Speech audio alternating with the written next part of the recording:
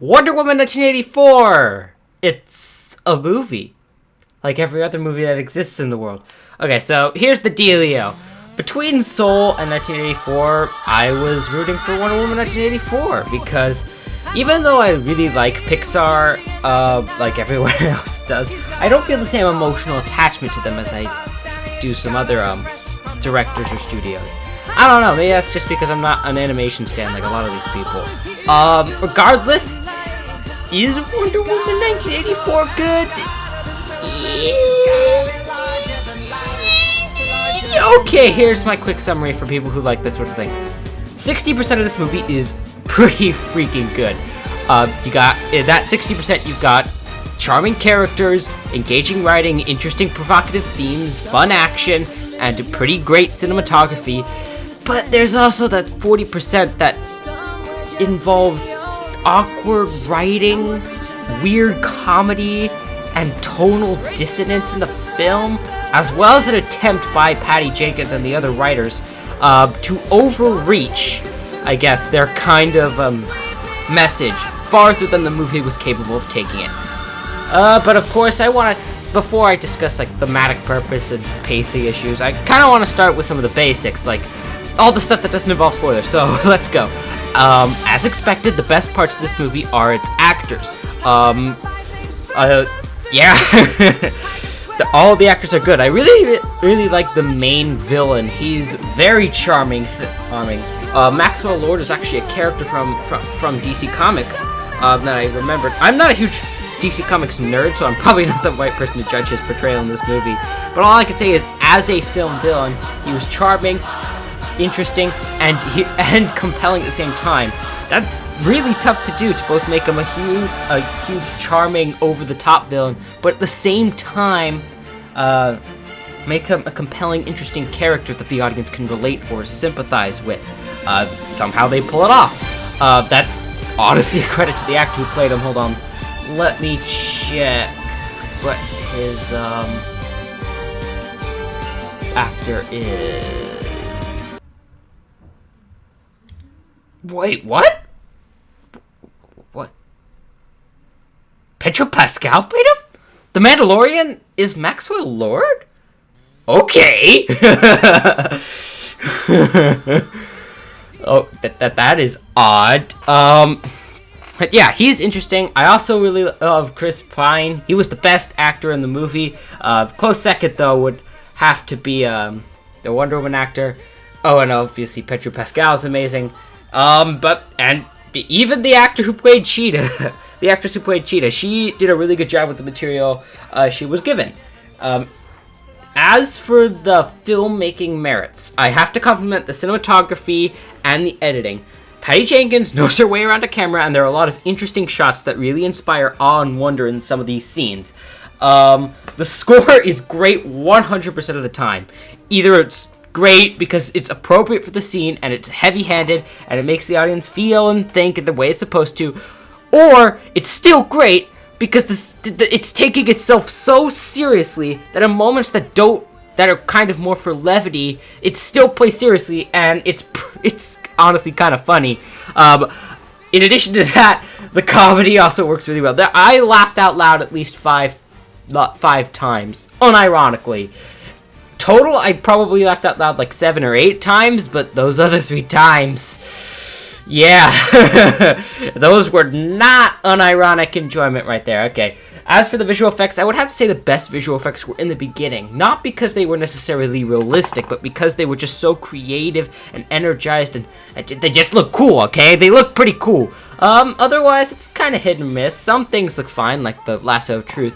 One of the things I hate the most, is when characters are jumping in extreme heights, kind of like when you're using a Jedi in Battlefront 2, except worse, because when they bounce, they kind of feel like balls instead of people. There's no real weight or force to the way they jump and the way they land, and it just looks kind of goofy. Oh, and on the topic of terrible CGI, what is this? So please, someone tell me. I know we saw in the trailers, but it just looks weird. I don't mean to offend anyone out there, but she's rendered fine. It's rendered fine, but the character design just looks so. It's better than Cats, but like Patty Jenkins must have hired the CG people from Cats. It just looks so weird. I think this is a sign that we need to stop putting cats onto human bodies, okay? If I see that again, I swear. Okay, I'm so sorry.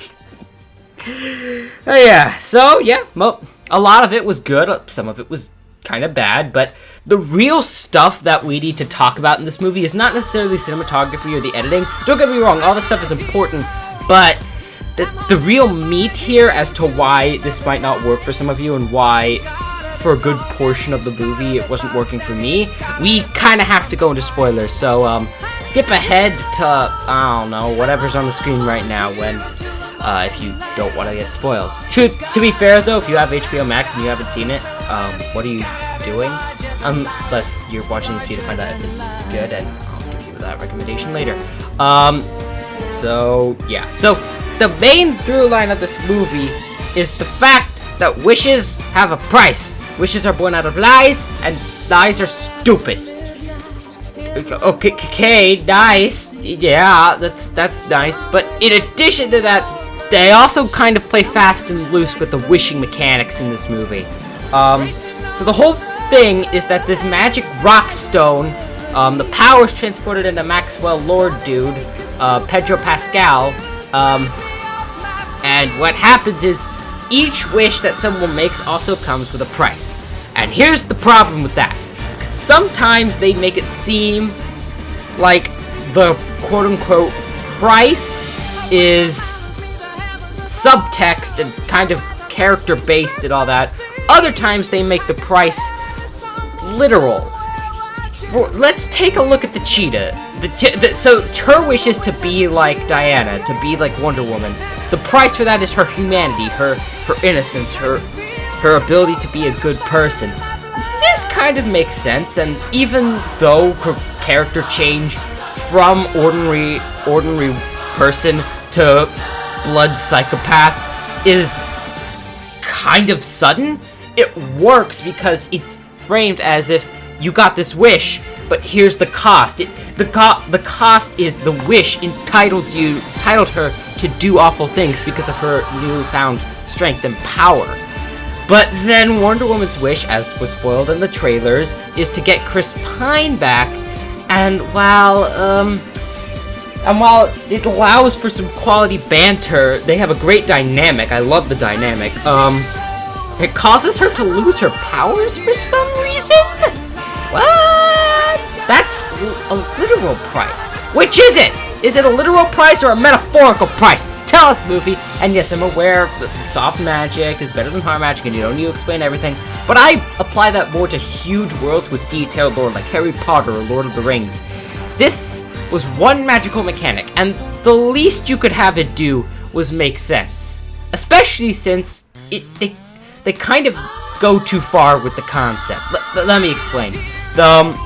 So, in the end of the movie, when the Maxwell Lord is granting all these people their wishes, they kind of play it up as these wishes are destroying society and the world's gonna end, and oh my god! And it kind of feels like these, the filmmakers were kinda just sorta maybe pushing the themes a bit farther than the movie was able to carry it. So, especially since the tone of this movie flip-flopped constantly. In the first half, it's played as this sort of hokey, almost like a Sam Raimi Spider-Man, but then in the second half, they try and shift gears way too far away from that. Because the Raimi films, what's interesting about them is that they're hokey, but they're hokey with heart. But then, and that's where it was kind of going in the first half, and I was like, okay, I'm not the biggest fan of the Raimi films, but I can accept this. But anyway, then they shift, and they try to pull a Wonder Woman 1 on us, you know, the first Wonder Woman, where they try and have these deep, complex themes with Cuban drama over spectacle, and I'm just like, even though those films are more similar than like, even though Wonder Woman and Spider-Man are one from 2002, or 2001, I don't remember, I think it was 2002, are more similar than like Batman vs Superman and Batman and Robin, they're still not the same. You still kind of have to pick a tone. Sure, you could have multi-tone movies, but the tone shift in Wonder Woman 1984 is way more sudden than in other films that use tone change. Yeah. For example, Star Wars The Empire Strikes Back. Really nice tone-changing movie. One scene it's really dark and depressing, then it goes up to lighthearted comedy, and then it goes to awe-inspiring wisdom, and then back to dark depressingness. But because they all kind of fit in the same world, it works. The Wonder Woman 1984 in the beginning of the film, and Wonder Woman 1984 at the end, are not exactly the same movie, and they don't feel like they need to be in the same movie. If they had to pick one, they should have picked one, and you could have gone with either. I personally would have picked the second half, because it's more similar to the first one tonally, and you do want that. Even Empire Strikes Back had to keep a relatively similar base tone, even if it goes a lot darker. It has to keep a similar base tone of whimsy and awe, as the first Star Wars did. So yeah, that doesn't work. And also, the Cheetah's character, Barbara Minerva, the actor is doing a great job. Don't get me wrong, she's making some of this stuff work. But the character, to me, felt awkward. And I don't mean the beginning of the movie where she was intended to be awkward. I mean after she makes her wish. Because the film doesn't seem to know what her character is about. Because on one hand, they want to keep her as the same character. But on the other hand, they also want to, again, much like the tone of the movie in general, they also want to make the character a bit more self-confident. They could have, and it makes sense to me to have that kind of transition, but it's not a transition, it's a flip-flop. One scene after the wish, she's awkward and is trying to figure everything out, then the next, she's totally confident in herself. Oh, and then the next, she's a blood rage. It doesn't work. It should have been a more gradual process, and every shift is so sudden that even though they still are the same character, and I'd like to thank the actress for doing the best job she could to make them feel cohesive, it doesn't work 100% of the time. And as such, the character kind of feels inconsistent. Not necessarily out of character, but inconsistent. So yeah, you get my point. It may seem from a lot of the stuff I just said that the movie is not that good. Don't get me wrong, this movie has a lot of good stuff in it. Again, Maxwell Lord is a great villain, and I'm glad he's the main threat, not Cheetah. Because if Cheetah was the main villain, I swear that would have been bad. The character interactions are all great. The actors are stellar. Pedro Pascal should just be in more everything at this point. Chris Pine and Steve Trevor and Diana's dynamic is great. The cinematography is really good, and the action is shot well, and it has a lot of the things that were in the first movie that were good are in this movie and are good. It's just, this film, it has a bit of an identity crisis trying to figure out what to do with certain characters. Sometimes they want the characters to be hokey and awkward, sometimes they want them to be confident and strong, sometimes the film wants to have a bit of a more hokey, fun tone, and sometimes it wants to have an awe-inspiring, almost sort of gritty, optimistic grit, if that makes sense, like in the first Wonder Woman. And it doesn't work 100% of the time. I'd say 60% of this movie is pretty good. And if you're in it for fun comedy, interesting character dynamics, if you want that, you'll get it. It's just you also have to deal with a lot of dumb stuff, like the weird mechanics of the wish fulfillment, the shift in tone in the movie about halfway through the movie that doesn't work, and the awkwardness of some of the characters, especially the Cheetah, and some of the hokey CGI. It doesn't work 100% of the time.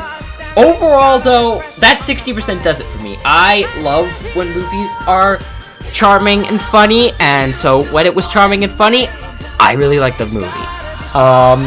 When the film also wanted to be or have more heavy-handed moments, I also still really liked it. Basically when it does everything that the first Wonder Woman does, I like it. But when it tries to be a different movie entirely, when it tries to, for lack of a better term, be Sam Raimi's Spider-Man with awkwardness and inconsistent characters and trying to make things more, I guess, saturated in tone, it doesn't work for me 100% of the time. So, is this movie good? I would say yes, but I'm kind of on the fence about how to rate it. Part of me wants to give it a 6, and part of me wants to give it a 7, because the good stuff is good enough that if it were through the whole movie, it would be an 8. But the bad stuff does kind of shine out. I'm gonna try this and give it a 6.5 out of 10. It's good, but don't go see it if you're not into, like, awkward characters and hokiness. If you can't deal with that, then don't go watch it. But if you can, then I would enjoy the 6.5 out of 10 movie. It's okay.